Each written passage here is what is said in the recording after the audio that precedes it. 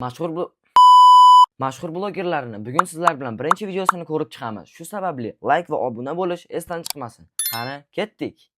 Dunyoning eng mashhur YouTube blogeri, ya'ni MrBeast'da 460 million obunachi va 941 ta video bor. MrBeast'ning akkaunti 2012-yil 20-fevralda ochilgan. O'zbekistonning eng mashhur streameri Yakuza. Yakuzada 107 million obunachisi bor va 179 ta videosi bor.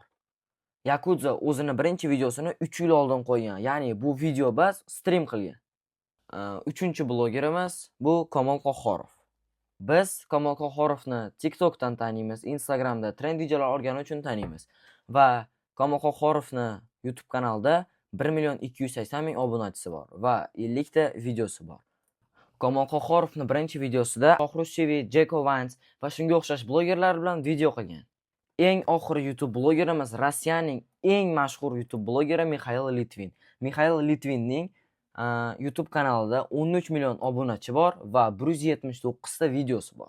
Litvin o'zini prank videolari, ekstremal mashina yoqish, shunga o'xshash videolar bilan mashhur. Litvinning birinchi videosi bu vlog haqida ekan, o'rtog'i bilan. U 9 yil oldin qo'yilgan video ekan. Va shu joyda bizning video o'z nihoyasiga yetdi. Video sizga yoqqan bo'lsa, like va obuna tugmachasini bosib qo'ying. Agarda keyingi video chiqishini xohlasangiz, kommentariyaga ikkinchi qismni yozib keting va ikkinchi qismda qaysi blogerlarning birinchi videosini ko'raylik. Hammaga xayr.